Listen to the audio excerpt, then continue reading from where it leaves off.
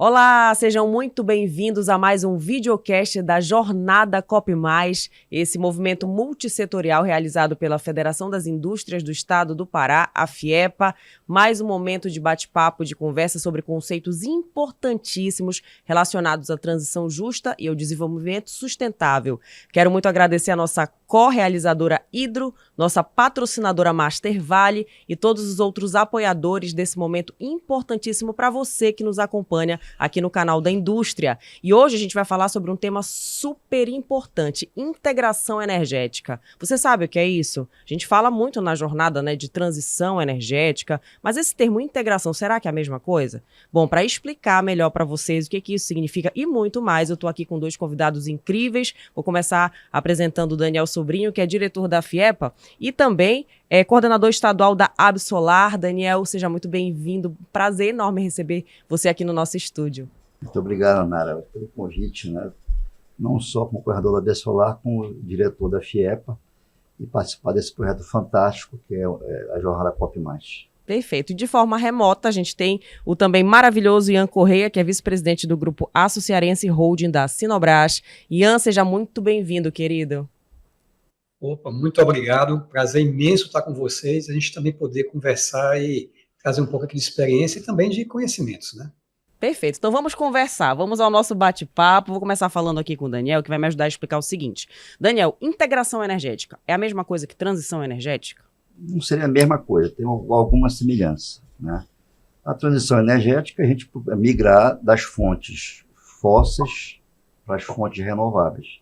O Brasil está bastante avançado nisso, né? A integração é a pessoa usar as diversas fontes, né? Tanto as fontes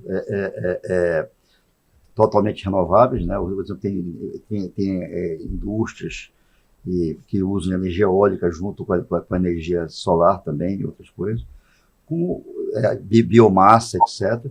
Como, em alguns casos, usar também fontes fósseis junto com a fontes renováveis. A integração é como se fosse usar diversas fontes, tanto renováveis quanto as fósseis também. Que é um caminho para o que a gente está buscando agora, né? Porque a gente ainda depende do combustível fóssil, e muito. Sim, depende bastante ainda, né? Mas a evolução para as fontes renováveis está muito rápido, né? Eu vou até logo adiantar um dado aqui que eu tenho. Hoje, a fonte solar fotovoltaica é a segunda fonte do Brasil, só perde hoje para... Perde não, fica abaixo, né, da fonte hidrelétrica, né? E tem uma projeção da Bloomberg que em 2050 a fonte solar fotovoltaica vai ser a primeira fonte, né?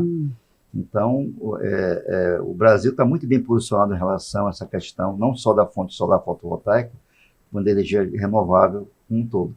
Porém, a gente não pode depender só de uma fonte, nós temos que ter diversas fontes, né? Então, todas elas a gente tem que manter por um tempo, né? Mas nós temos condição realmente no futuro de ficar um país 100% renovável. Perfeito. Ian, eu sei que a Sinobras trabalha essa questão da integração. Estava até comentando aqui nos bastidores que a gente estava em um evento da Semana do Meio Ambiente, da jornada, da FIEPA, e eu vi um case muito interessante. Como é que vocês têm feito isso, Ian? Perfeito. É interessante até para poder a gente contextualizar, né, para que todos que estão agora nos ouvindo aqui, a gente poder entender o que é a Sinobras também, né? Sinobras, nós somos uma empresa produtora de aço, que estamos em Marabá.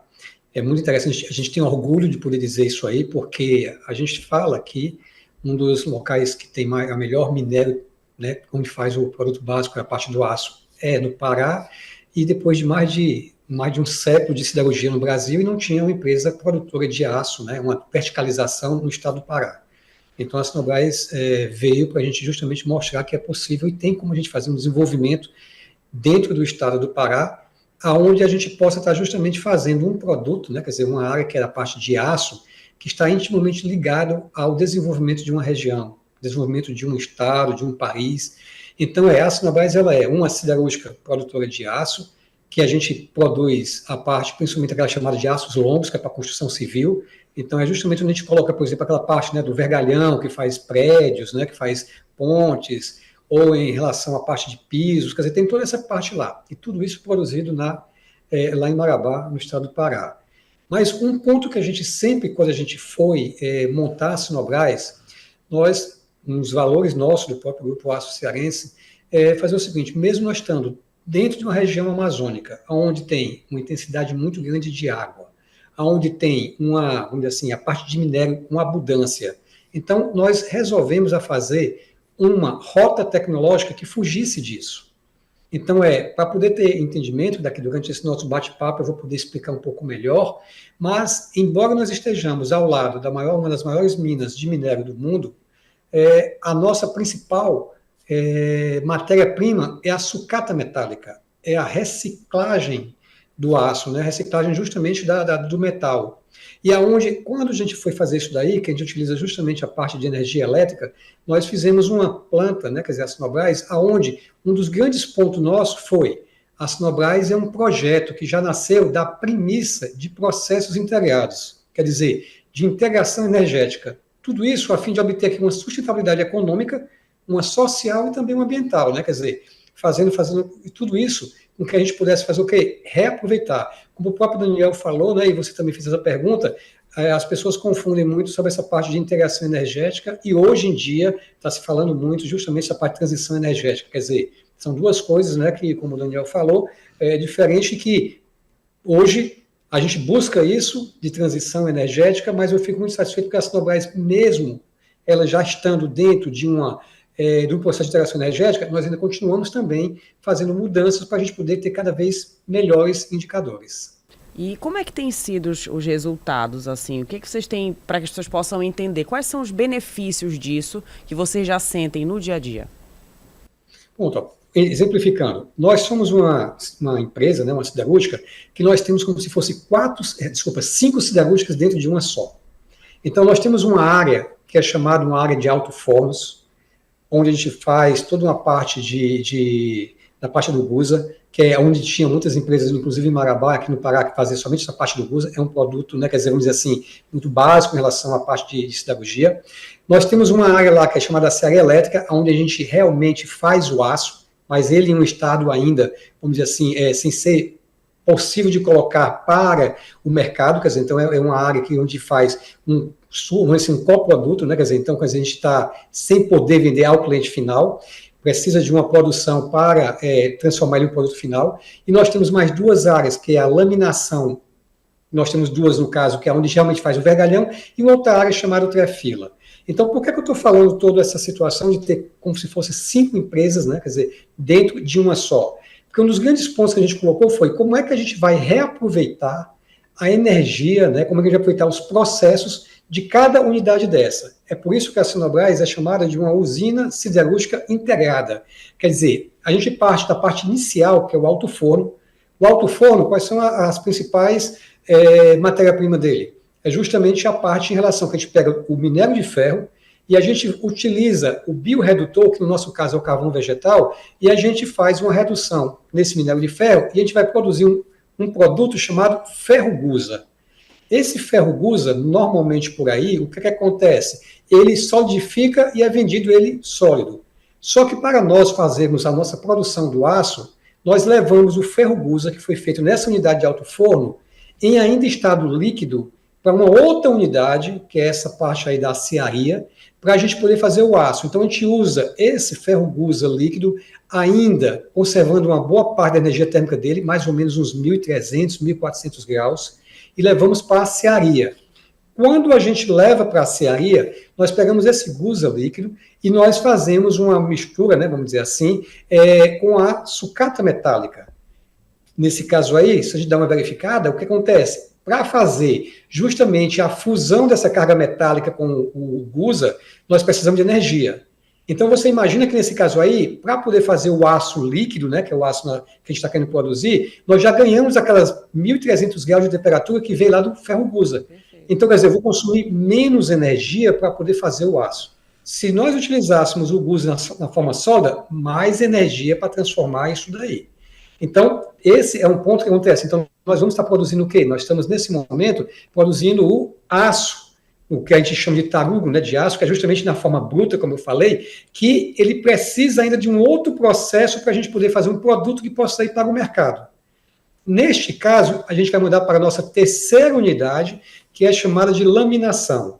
Então, a gente pega esse tarugo e leva para a laminação. Esse tarugo, quando sai da aciaria, ele sai mais ou menos a 1.500, 1.600 graus. Só que nós não podemos pegar esse tarugo 1.500, 1.600 graus e trabalhar com ele. Tem que deixar ele o quê? Solidificar. Quando solidifica, ele vai levar mais ou menos para uma temperatura de 600 graus. Aí sim, nós podemos fazer o quê? Pegar esse tarugo com 600 graus e levar para a nossa terceira unidade, que é justamente essa parte da laminação. Lá na laminação, para a gente poder pegar esse tarugo e transformar ele em vergalhão, que é esse produto que a gente precisa, né? Vergalhão, o fio máquina, que é onde a gente vai mandar para o mercado, para o nosso cliente, nós precisamos fazer o quê? Esse vergalhão tem que, de novo, esse tarugo tem que ser aquecido de novo para 1.500 graus, 1.200, 1.300 graus, desculpa. Então, o que acontece? Nós colocamos isso dentro, novamente, de um forno, que a gente chama de forno de reaquecimento, aonde a gente pega aquele tarugo que saiu da aciaria com os seus 600 graus, 600, 700 graus, e nós levamos ele de novo para 1.200 graus. Quer dizer, nós já reaproveitamos também um processo integrado. Se não tivesse esse processo integrado na laminação, o que acontece? Nós partiríamos de um tarugo que estava na temperatura ambiente, né, os seus 30, 40 graus, para levar de novo para 1.200, 1.300. Então, quer dizer, gastar mais energia. Só que nesse forno aí, nesse caso, nós usamos o quê? Nós usamos um combustível fóssil, que no caso aí é o GLP. Então, neste caso, com isso aí também a gente diminui a nossa utilização do GLP, mas existe um outro processo. Nós tínhamos lá no alto forno que a gente faz o GUSA, o alto forno ele gera a parte de gases quando faz a sua produção. O que é que nós fazemos? Nós limpamos aquele gás, que tem um poder calorífico, né, muito bom, e nós fazemos o quê? Fazemos uma canalização, vamos pensar desse jeito, e levamos esse gás lá para esse equipamento chamado de forno de aquecimento. Então, a gente vai fazer o quê? Nós vamos substituir aquele GLP por esse gás de alto forno. Quer dizer, é um processo integrado. Ao invés de estar utilizando o GLP, nós vamos utilizar o gás gerado pelo alto forno. Então, nós deixamos também, além de ter toda uma parte de uma interação energética, nós também deixamos de emitir, neste caso, uma parte aí de CO2, para justamente em relação à parte do gás de efeito estufa, né? Então, se a gente for verificar, vou me deter mais ou menos agora nesse momento, nesses três processos, que a gente poder verificar o quê? É justamente essa parte de uma integração energética dentro de uma planta industrial. Então, muitas vezes a gente poderia estar não fazer isso. É muito mais caro a gente poder fazer isso. Essa limpeza dos gases, por exemplo, a gente limpa os gases, nós canalizamos, é um trabalho diferente, é muito mais caro do que a gente simplesmente comprar o GLP. Essa parte de pegar o GUSA líquido e mandar para uma aciaria elétrica, é muito mais fácil a gente pegar um GUSA sólido. Só para você ter uma ideia, quando a gente está falando aqui de energia elétrica, em Marabá, nós temos uma subestação que hoje nós estamos ligados diretamente à ONS, né, hoje através da Eletronorte, nós temos uma linha de transmissão para nós, que nós somos sócios de Belo Monte, 1% de Belo Monte, nós somos sócios, inclusive como autoprodutor, que significa dizer que nós investimos em Belo Monte e nós consumimos energia gerada em Belo Monte no próprio estado do Pará. Então é por isso que nos consideramos autoprodutor e a própria legislação faz isso. O que nós consumimos de energia elétrica na Sinobras é muito mais do que a energia elétrica consumida por Marabá e região. Marabá nós estamos falando de uma cidade de mais de 270 mil habitantes, e fora também de todo um processo lá industrial. Então isso faz o quê? Faz com que a gente tenha uma responsabilidade, porque nossos números são muito grandes. Então uma responsabilidade muito grande em relação a ter um reaproveitamento energético dentro das nossas unidades. E eu vou botar assim, só um pontinho, eu estou até falando um bocado, né? Acaba ficando falando assim. Tá bem encadeado, a gente está enxergando o que você está falando, tá ótimo. Eu tenho essa mania de tentar falar de uma maneira didática para as pessoas poderem entender, né? Nós estamos pegando uma aula aqui. Eu estou aqui aprendendo horrores, vamos lá. Então, é interessante também, porque, por exemplo, então, nós temos essa situação aí do tipo, ótimo, temos lá o vergalhão feito, mas um dos pontos que a gente fala muito que é justamente o seguinte: nós temos alguns outros pontos, como, por exemplo, a parte da energia circular. Então, o que a gente faz em relação a isso? Porque tem a parte da integração energética, mas hoje, principalmente pegando esse tema também de transformação energética, qual é a nossa responsabilidade? Nós temos que produzir também com menos emissão, emissão de CO2. Então, e como é que esses processos fazem? Então, isso aí, todo momento, quer dizer, essa nossa rota tecnológica, por estar utilizando, primeiro ponto, o carvão vegetal. Nós utilizamos carvão vegetal ao invés de um carvão mineral. O carvão vegetal, no caso, que é composto para a gente, porque nós temos uma base florestal, hoje de mais de 48 mil hectares plantados, né, quer dizer, de eucalipto. Então, isso aí, infelizmente, hoje está no estado do Tocantins, por causa dessa parte da legislação do bioma amazônico. Então, nós estamos lá por causa justamente da parte de o que a gente pode cultivar dentro da terra, né? Quer dizer, então nós temos isso. Mas o que acontece? A parte do carvão vegetal, ele já emite menos CO2 do que, muito menos, né, do que uma parte de carvão mineral. Então, nós já utilizamos o alto forno. Segundo ponto que é muito interessante através da aciaria elétrica, por causa da gente não estar utilizando totalmente para fazer o aço, o minério de ferro, nós fazemos o quê? Deixamos de utilizar um recurso natural, que é o minério de ferro. E também, por fazer isso aí dessa forma, porque o próprio minério de ferro, ele gera também, que ele precisa do carvão, no caso aí, ele precisa muito do carvão mineral, ele gera mais CO2. Então, a aciaria elétrica, e principalmente vindo a energia de uma fonte renovável, como nós temos hidrelétrica, também ele faz o quê? Ele ajuda justamente nessa parte de emissão de CO2. E nesses outros pontos, como a gente falou também do forno de reaquecimento, utilizando o gás de alto forno, ao invés de usar GLP, menos emissão da parte de CO2. Para você ter uma ideia, essa nossa rota tecnológica da Sinobras, nós fazemos um inventário de gás de efeito estufa desde 2022. Fazemos muito para nós mesmos sabermos o que é que nós somos, né, e o que nós queremos. Mas o que acontece? Nós vimos principalmente agora em 2024, nós temos hoje uma jornada ESG muito grande dentro do nosso grupo, mas em 2024 nós resolvemos fazer também o quê? Fazer uma aferição, uma auditoria dentro desses nossos inventários através de um órgão terceiro, né, quer dizer, que pudesse nos certificar, inclusive isso através de quê? Do GHG Protocol. Porque se a gente for começar a conversar aqui alguns pontos, nessa própria parte de interação energética, nessa parte de efeito de gás de estufa, todo mundo fala, mas o que acontece? Nós temos muitos processos, muitos conceitos, né, que não são hoje fósseis. Tem muita gente dizendo assim, eu sou carbono zero.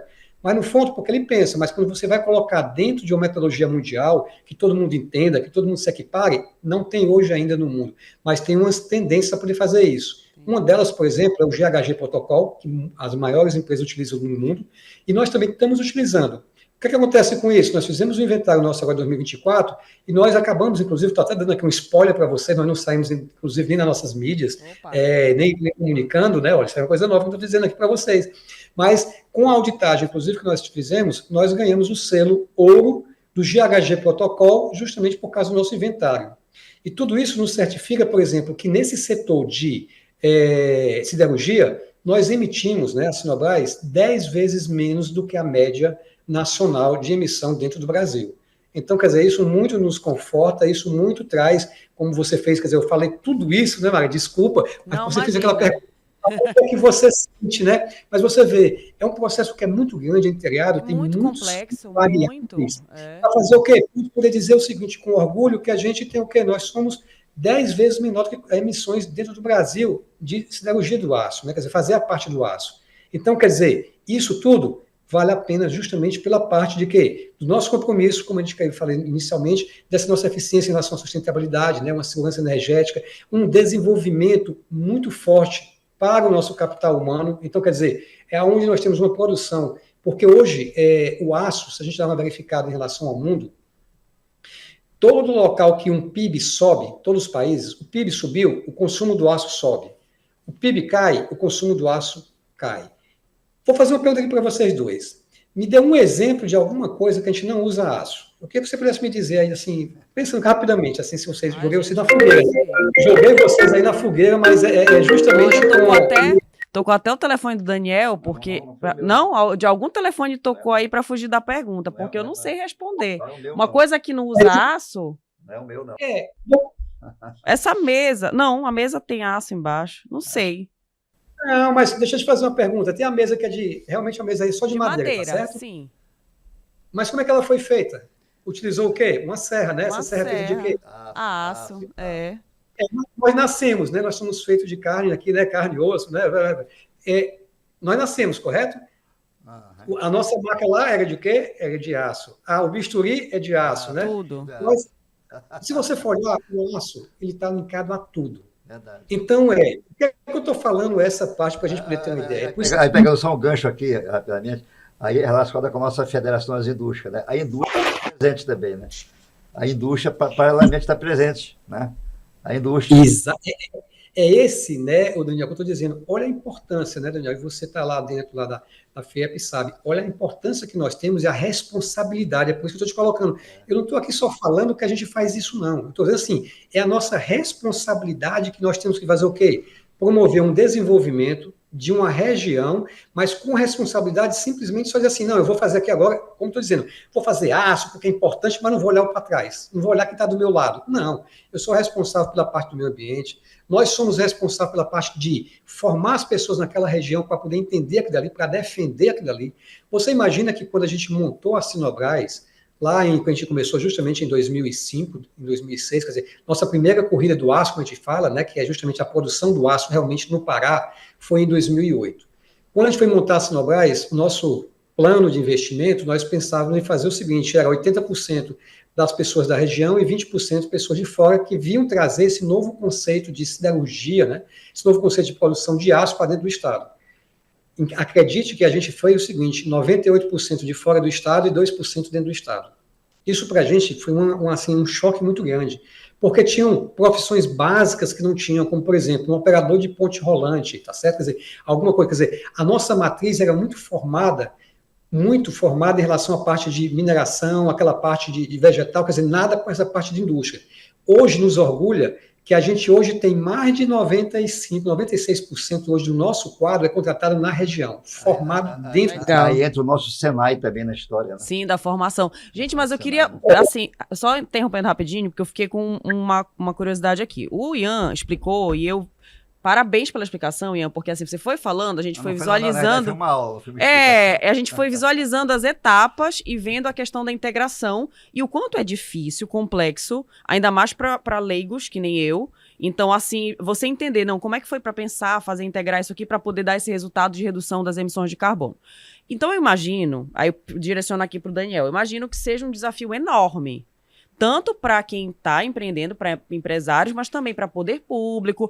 Quais são os principais desafios, aproveitando aqui que a gente vai ser sede da COP30, estamos falando muito disso que o Ian falou, da redução, é o foco, a redução das emissões de CO2. Quais são os desafios principais para essa questão da integração energética aqui na nossa região, Daniel? Não, acho primeiro que você foi muito feliz em escolher o case da Sinobras. Sim, viu como desenha, né, completamente o processo. Eu vejo o seguinte, que é um dos objetivos da nossa jornada COP+. É produzir, ser sustentável de maneira responsável e possível. Uhum. Né? Então, um exemplo, eles estão fazendo, como ele falou, era para eles estarem emitindo muito mais CO2 do que estão emitindo hoje. Uhum. Então, eles descobriram uma maneira, tá, que a gente depende ainda do combustível fóssil, não tem como, até da hidrelétrica está lá perto, etc., mas tem processo que tem, que é o forno, né? O forno não tem como, né? E descobriram maneira responsável de reaproveitar a temperatura, etc., que me explicou muito bem, para ser sustentável, né? Então, acho que eles estão cumprindo, acho que se uma empresa que está cumprindo o objetivo da jornada COP+, é a Sinobras. Sim, né? Exatamente. Tanto que estão com a gente já. Estão com a gente já, né? Eu posso me meter nessa, já que eu não bate papo mesmo, eu estou me metendo aqui, ó, mas interessante é que eu peguei, Daniel, o que você está falando, pela pergunta que foi feita, que é o seguinte, você falou da nossa região. Imagina o seguinte, justamente a gente podendo pensar nessa integração energética. Nós estamos ali na Amazônia, quer dizer, qual é a nossa quantidade de rios, nossos rios, né? A gente está até conversando aqui, off, né? Mostrando a nossa grandeza, que nós temos nossos rios. Eu vou dar uma pensada daqui a pouquinho, depois vou falar um pouquinho da Biosolar. Sim. Pois exatamente, show. Mas vou mostrar só para eu pegar esse gancho aqui, que é o seguinte. Olha, nós hoje produzimos, dentro da Sinobras, 850 mil toneladas de aço. Para ter uma ideia do que significa dizer 850 mil toneladas de aço, né, que vai para os clientes, em todo o Brasil, nós mandamos, quer dizer, e nós atuamos exclusivamente dentro do Brasil, nós não exportamos nada, tá? Toda a nossa produção é 100% para o consumo nacional. Agora você imagina o seguinte, ó, a parte de reciclagem de sucata. Nós pegamos sucata, porque o Pará não gera sucata suficiente para nos abastecer. Então nós pegamos sucata, metálica, né? Pegamos da região centro-oeste, toda a região norte, toda a região nordeste. Então, como é que essa sucata chega ali dentro? Para você ter uma ideia, olha, um caminhão, só para fazer fácil, um caminhão carrega 35 toneladas. Desculpa, 25 toneladas.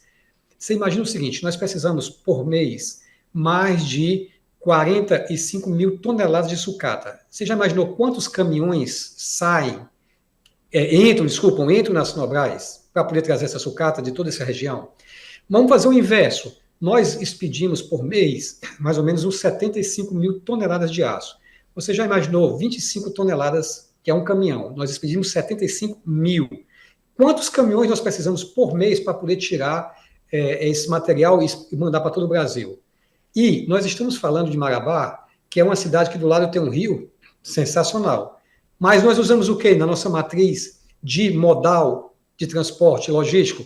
100% rodoviário. Então, quer dizer, será que a gente não tem justamente um gancho muito forte para mostrar que a empresa está fazendo o dever dela, mas é aquilo que não consegue fazer a empresa, é onde entra sociedade, entra governo, né? Onde entra justamente o que é que o poder público, o que é que a gente vai poder... Pedral do Lourenço, né? Que está agora o Pedral. E olha a economia que gira em cima disso, porque a partir do momento que você tem, agora lembrando, com responsabilidade, né? É isso que eu estou falando, você tem vias. A gente vai olhar assim, por exemplo, a gente fala muito na Europa, os Estados Unidos. Se a gente olhar os rios, né, quer dizer, dos Estados Unidos, na Europa, todos eles, as grandes cidades estão em beiras de rios, que tem muito desenvolvimento. E estão transportando através de balsas ou algum outro tipo de movimento de logístico, mas com responsabilidade e traz desenvolvimento. Então, por que a gente não pode também verificar isso para dentro da nossa região? Né? Isso, quer dizer, olha como é que a gente faz. Então, quer dizer, isso desafios, né?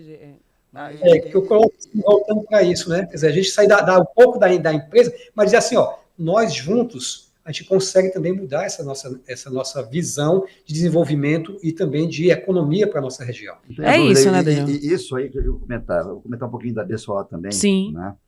Que a gente vê a AB Solar, acho que é só energia solar.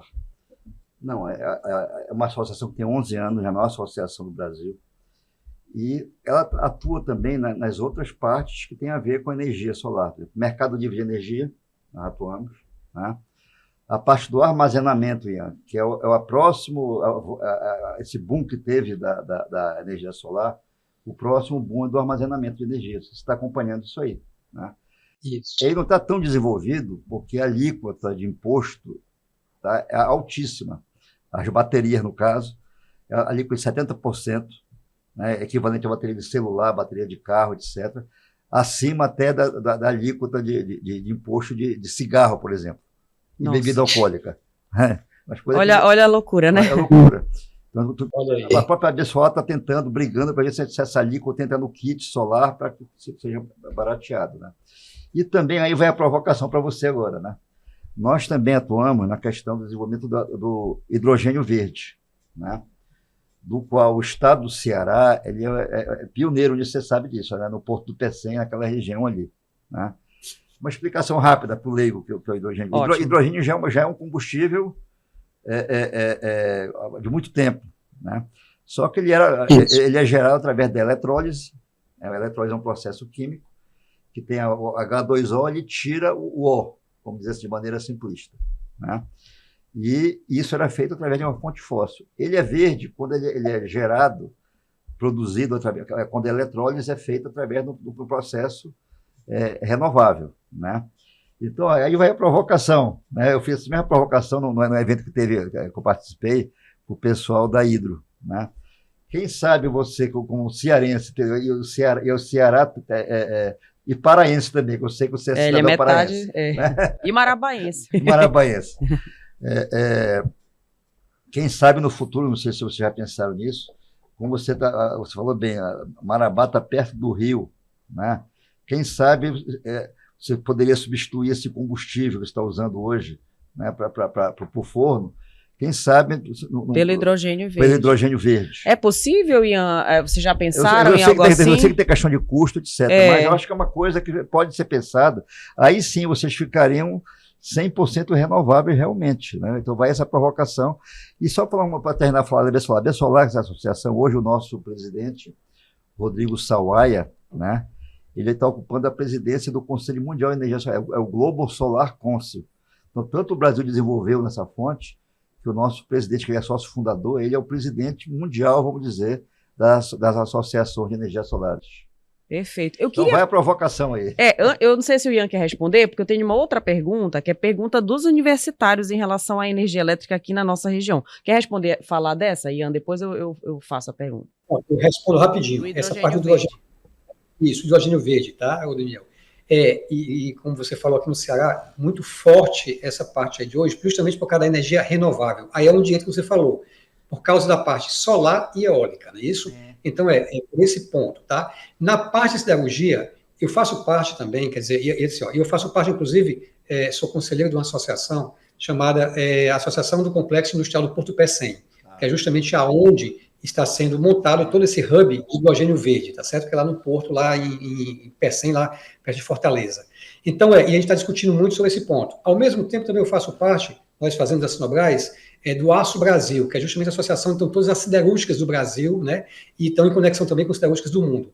Existe um estudo muito forte, que é justamente essa parte da descarbonização, né, e existem metas, né, quer dizer, como a gente falou, nós temos metas para poder fazer isso aí. Mesmo nós trabalhando já com índice de emissões menores do que o mundo todo, o Brasil, na parte de emissão de aço, nós também temos, assim, sabemos a nossa responsabilidade de fazer isso daí.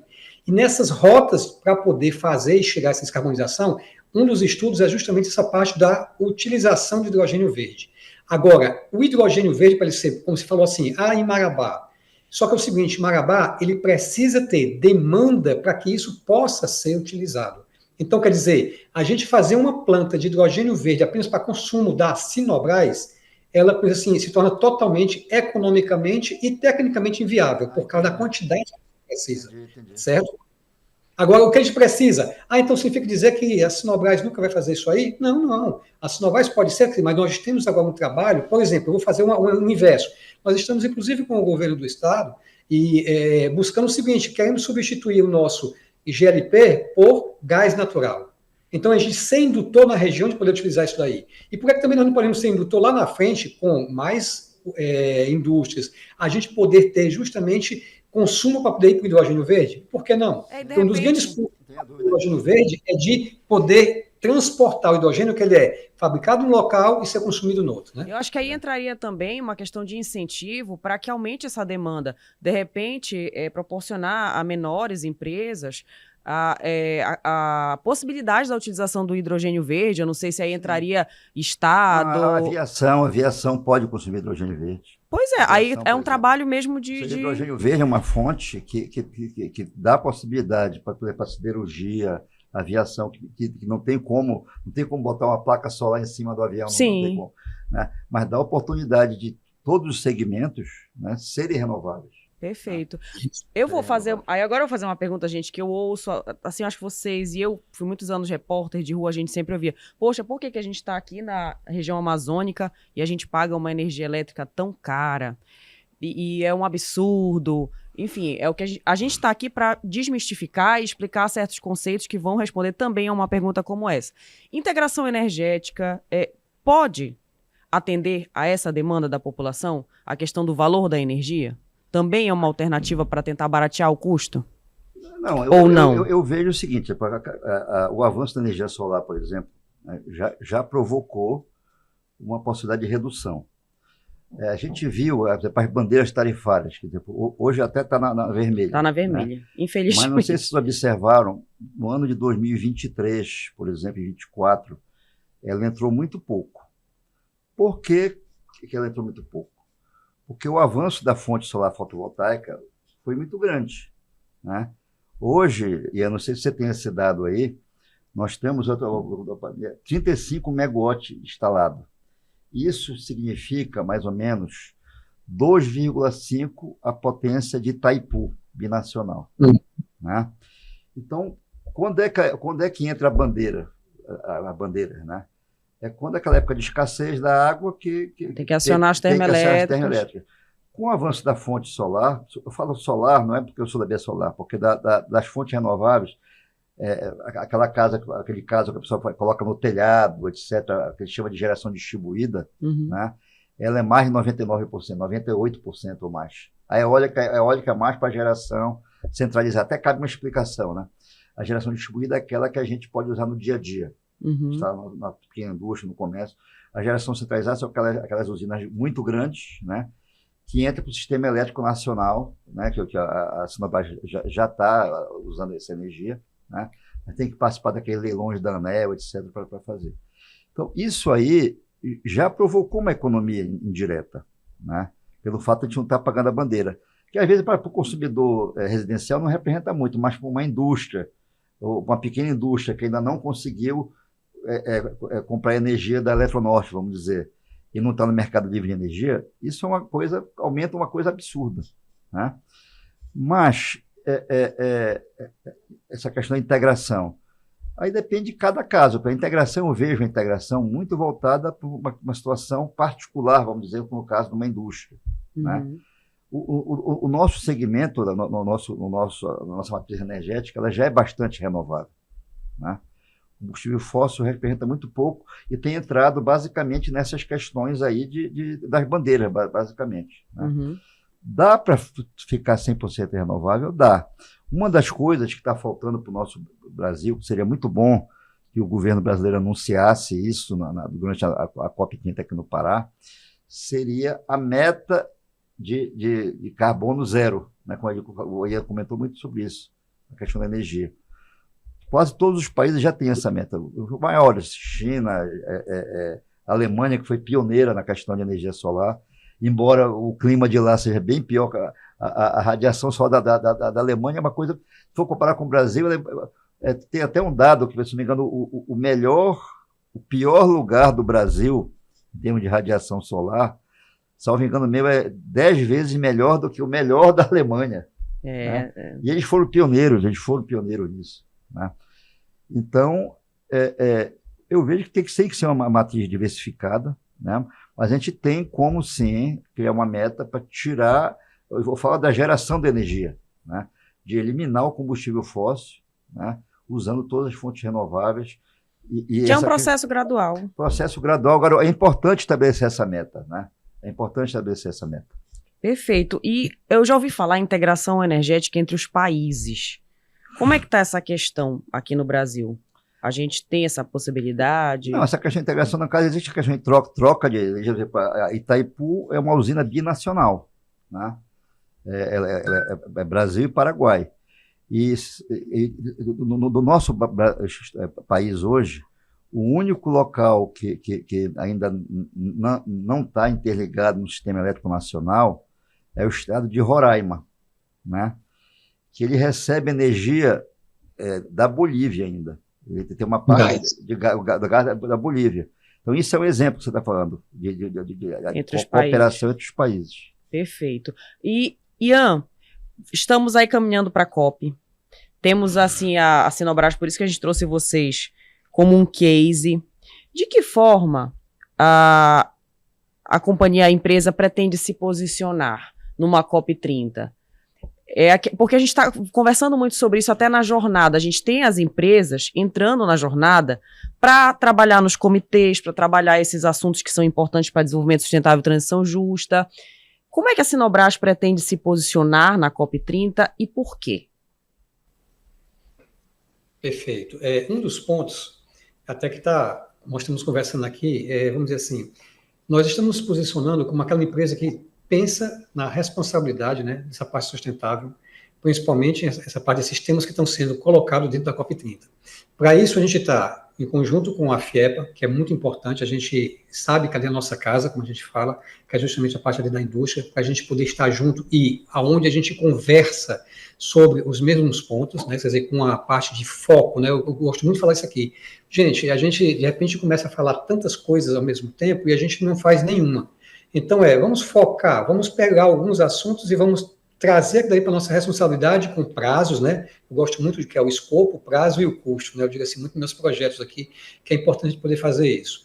Então, nós temos esse ponto em relação junto com a FIEPA, inclusive no COP+, a gente está junto para poder a gente poder mostrar, inclusive dizer assim, é possível sim fazermos desenvolvimento com responsabilidade, que tenha também retorno financeiro, porque as empresas precisam disso também, porque um dos grandes pontos que está se colocando hoje em relação a essa parte da transição energética todo mundo tem que mudar agora. Mas eu pegando aqui o que o Daniel colocou, que é justamente, ó, o Brasil, vamos sair um pouquinho aqui da gente mesmo, vamos pensar o Brasil. O Brasil, e vou colocar no setor aquela parte do aço, o Brasil, hoje, em emissões baseadas no aço, nós correspondemos a mais ou menos 7% do mundo. No Brasil, 4%. Ah, então isso aí é pouco. Não, mas nós temos que ter a nossa responsabilidade para poder baixar isso aí também. Agora, existem países que têm lá os seus 20%, 30%. Será que é justo hoje, nós brasileiros, né, quer dizer, que nós já temos hoje uma matriz energética limpa, a gente ter números para poder a gente atingir tão agressivos quanto o que tem, por exemplo, uma Alemanha, quanto tem uma Itália ou um próprio Estados Unidos, quer dizer, nós vamos ter esses recursos financeiros para todas as empresas, todas as regiões nossas, podemos fazer isso? Então, a gente começa a extrapolar um pouco isso, que aí é onde a gente tem que ter, justamente nessas conversas, para poder a gente mostrar, tipo assim, ó, nós já fazemos o nosso papel de casa.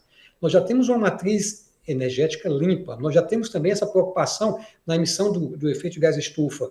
Então, um dos grandes pontos que, pegando a sua pergunta inicial, né, que, assim, que a Sinobras vai estar colocando, é justamente colocar esse lado aí do tipo, ó, nós fazemos isso, temos a responsabilidade de ir ainda, mais ainda. Agora, vamos verificar aquilo que é possível fazer, porque se, de repente, os indicadores que vão chegar, por exemplo, para o Pará, que a gente tem que cumprir aqueles indicadores, foi da mesma forma de outros estados que já são desenvolvidos, que já têm toda aquela, vamos dizer assim, infraestrutura, o que vai acontecer com o estado do Pará? Ele não vai ter desenvolvimento, ele não vai ter infraestrutura de crescimento. Então, a gente tem que mostrar essa realidade, nós não podemos ser todo mundo igual. Então, quer dizer, o Pará hoje, ele traz muitas oportunidades nesse debate, mas também nós temos que buscar e não esquecer que nós precisamos de infraestrutura e desenvolvimento, porque uma indústria, ela precisa disso, como eu acabei de contar para vocês. Poxa, como é que a gente pode estar ali em Marabá, desenvolvendo região, produzindo para todo o Brasil, quer dizer, não está nem exportando para todo o Brasil, e nós temos rios que a gente poderia estar navegando, a gente não pode, com responsabilidade. Por que a energia elétrica, como você falou, por exemplo, essa parte de energia elétrica, nós somos limpos. Mas, por exemplo, no custo da siderurgia mundial, o Brasil é aquele que tem o maior indicador de custo de energia elétrica na produção do aço.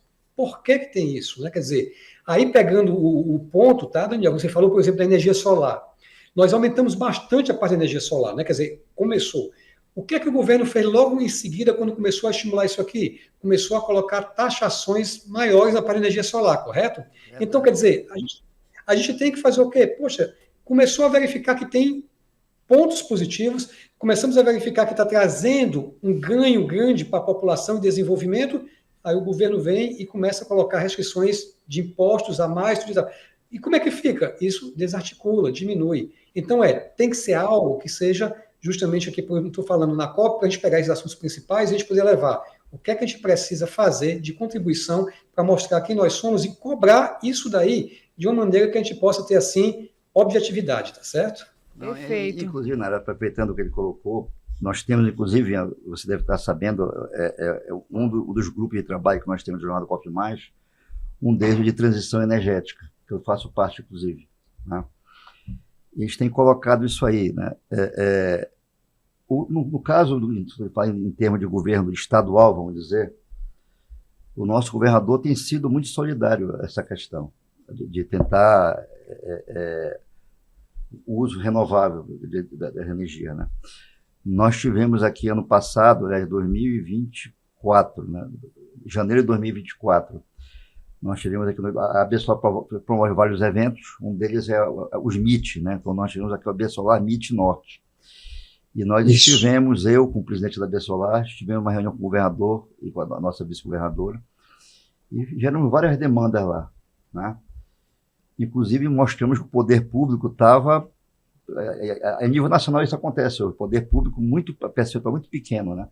Então, hoje aqui no Pará, todas as reformas de escolas, obras, com novas obras, já estão utilizando energia solar, fotovoltaica. Né? Um dos pleitos que nós levamos para o governador foi a questão de financiamento, até para desmistificar aquela questão que energia solar é coisa para gente de classe média alta, que não é o caso. Né?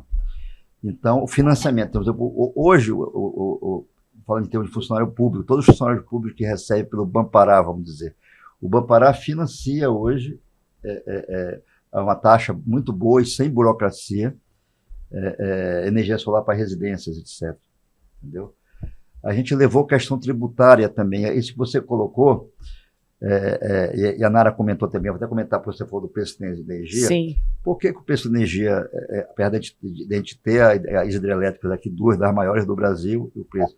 Porque quem cobra energia é a distribuidora, né?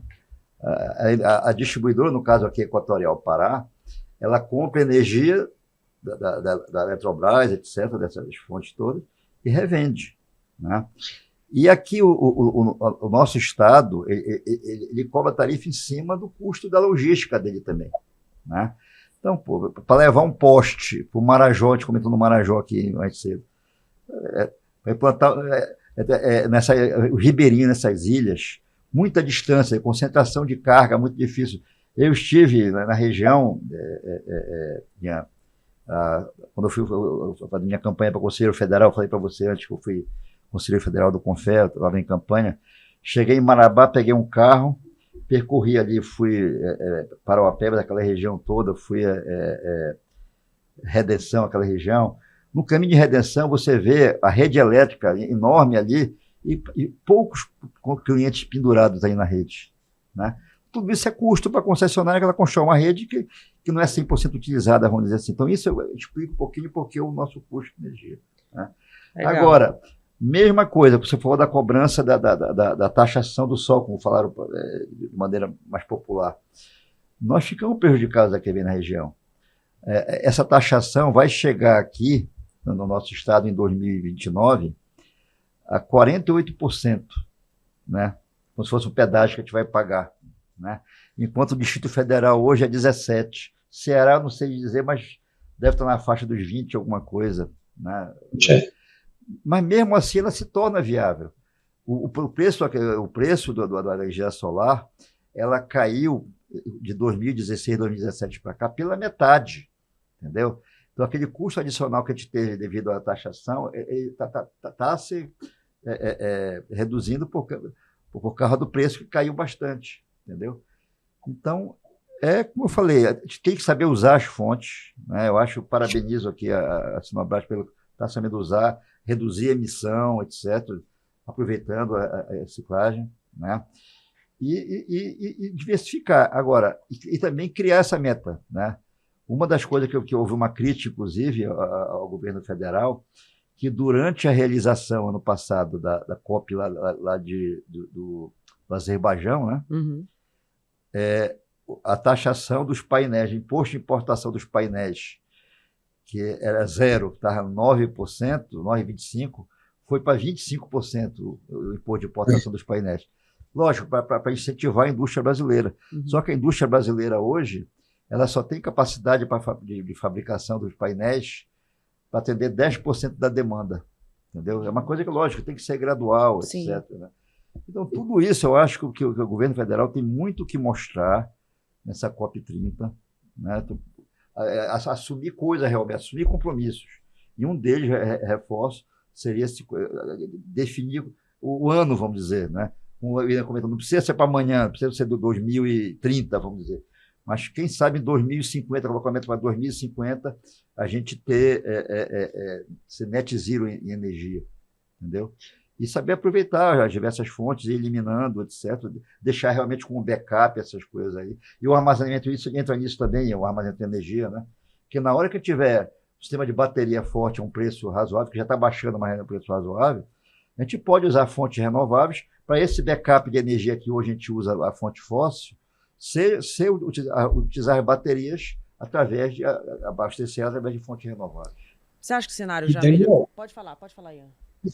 Só para poder complementar um pouquinho o que o Daniel está falando, para não fugir, em relação justamente à energia solar, e pegando também o que você falou do governo federal. Você sabe que, por exemplo, existem vários parques hoje solares instalados, que nós temos o parque instalado, mas não tem a linha de distribuição. Então, quer dizer, o governo fez o quê? Ele fez leilão para poder a criação do parque, tinha que ter também a linha de distribuição para poder levar e colocar no Sistema Nacional essa energia gerada, e simplesmente não foi. Então, quer dizer, aquilo que era para ser uma energia mais barata e mais limpa para nós, está surgindo ficar mais cara. Por quê? Porque a energia gerada não está sendo utilizada, só está sendo utilizada ali próximo dele próximo ali, que é muito pouco. E foi contratada, diga-se de passagem. E foi contratada. Então, quer dizer, esses pontos é que a gente tem que estar também lembrando o seguinte, ó, e como você falou justamente do preço, né, do imposto de importação da placa.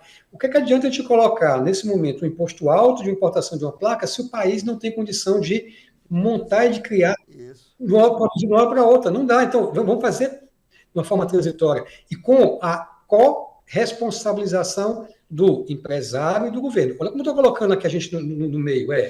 Nós vamos deixar para vocês, mas nós queremos isso aqui também. Você vai produzir, você vai fazer isso aqui, tá. Se não der, aí vamos fazendo um aumento gradual, quer dizer, onde todo mundo sinta isso. Então, eu vejo que é muito importante esse lado do tipo assim, do compromisso, como você colocou também, Daniel, vamos para 2030, 2050, sim, mas o que é, para não ficar aquela coisa generalizada, vamos focar, aí a gente utiliza muito aquela coisa do Pareto, né, que diz assim, ó, aonde é que a gente vai ganhar o 80-20, né? Onde é que a gente vai ganhar mais com pouca coisa? Porque, de repente, a gente quer fazer tantas coisas e a gente se preocupa com tão pouco coisa aqui do lado que não vai fazer muito efeito. Então, vamos focar naquilo que realmente vai trazer um resultado bom para nós. E vamos colocar meta e gestão em cima disso, né? Eu vou usar muito essa palavra, gestão do que a gente quer. Certo?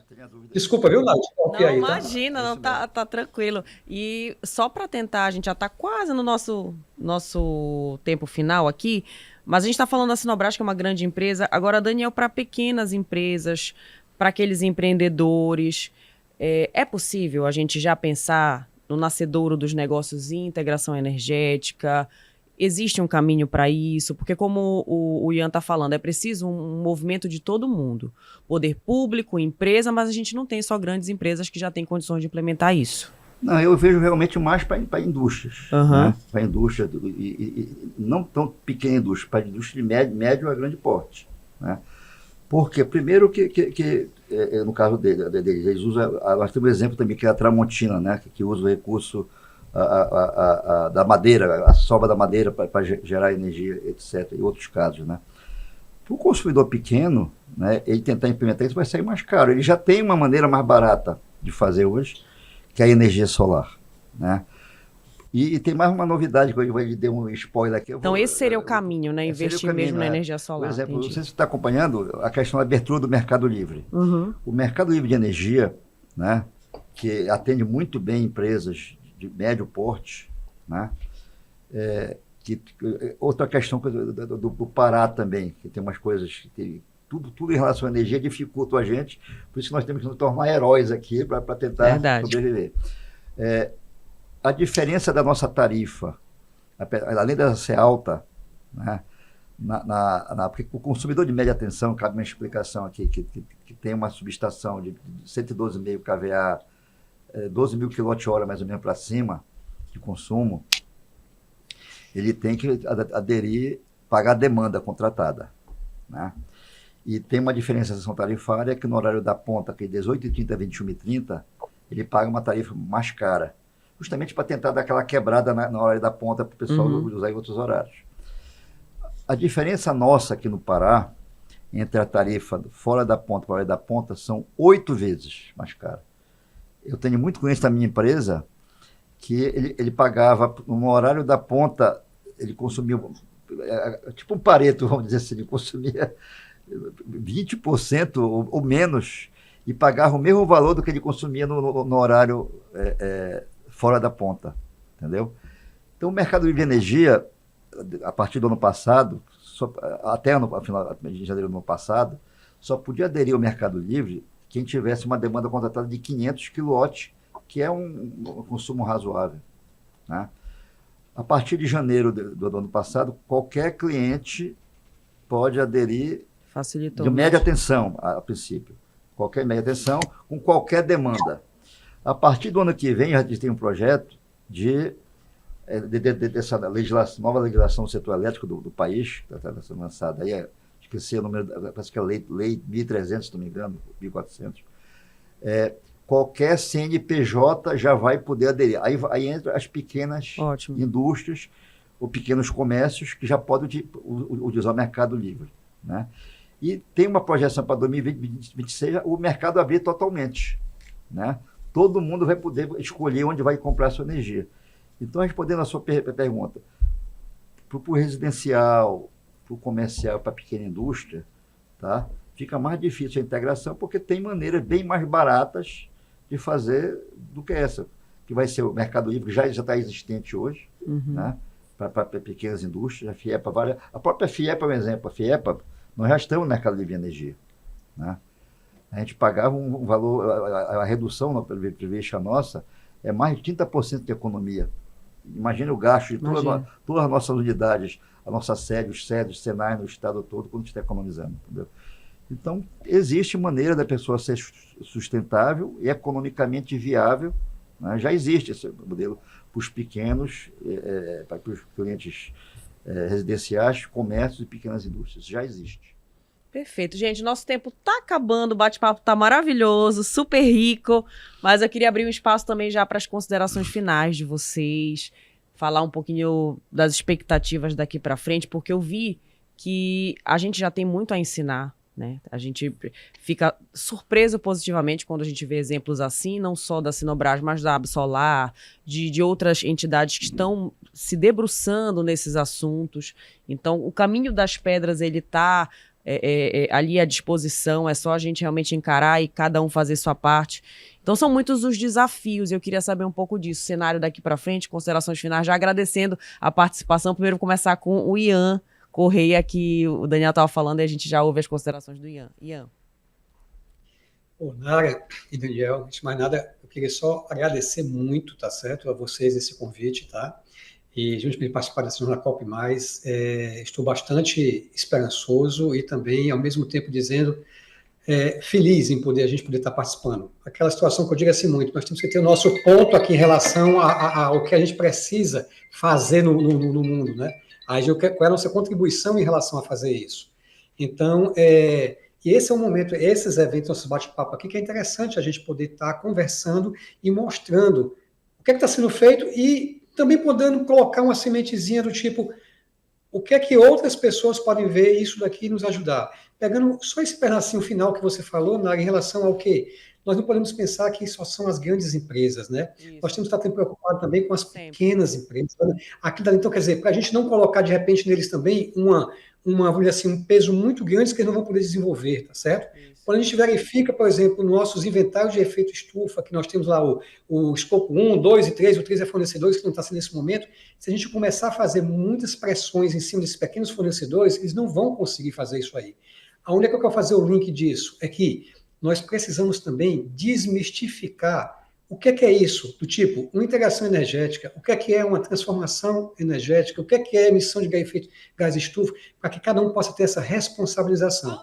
Então, fechando dessa forma, que eu queria mostrar justamente dizer assim, parabenizar, agradecer muito, porque uma mesa redonda como essa começa a que justamente todo mundo começa a ter assim a palavra que estou usando muito, né, um letramento, né, para poder entender assim, aonde é que eu estou.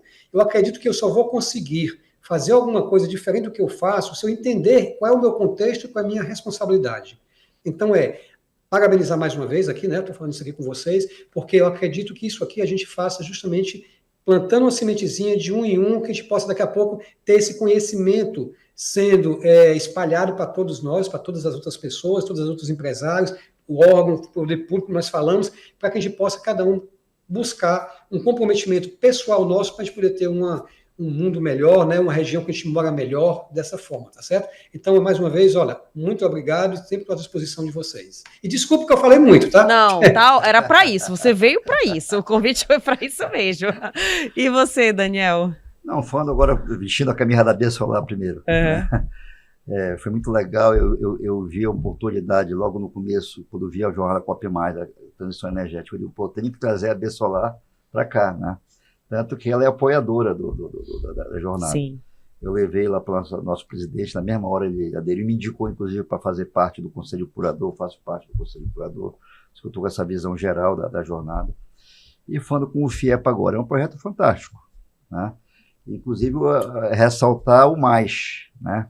Não adianta de fazer o trabalho só para a COP30, que vai chegar, que está pertinho já, mais perto do que a gente acha, que a gente percebe, e terminar aqui. Então, a jornada COP+, realmente para ficar esse legado, né? E a gente vê, no caso da energia, que é a minha área, a gente tem muito o que fazer, já tem caminhos, né?